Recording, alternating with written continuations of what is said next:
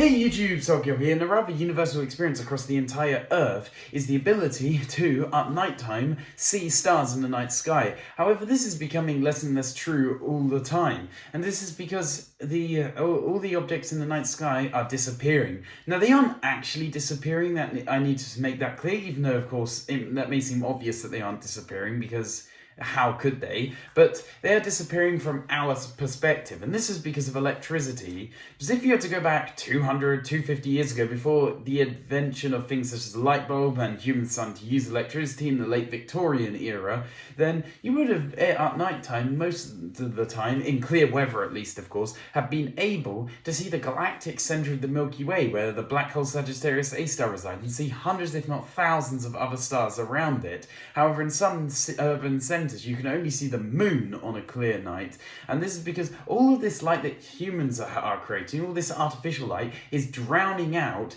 the natural light that's coming from the stars around us, and this is called light pollution. And there are quite a few other dire effects from it, and for example, it massively affects your sleep, and well, sleep is one of the most important things in your life. It has so many positive benefits, of course, and this is massively degrading the sleep of people in urban centres. Now, I, as someone who lives in a rather rural area of the United Kingdom, I don't have to be concerned too much about light pollution, but still, there is enough light pollution where I live, where I'm never able to see the galactic centre of the Milky Way, even if, as I've stated, 200, 250 years ago, I would have always been able to, even if I were in the centre of London, for example. And this has been further compounded by the fact that SpaceX put up their Starlink satellites, which are very reflective, and these satellites you can clearly see in the night sky as these dots, and they can distract people from actual stars, and they are actually impacting astronomical observations because there are just so many of them moving so quickly across the whole planet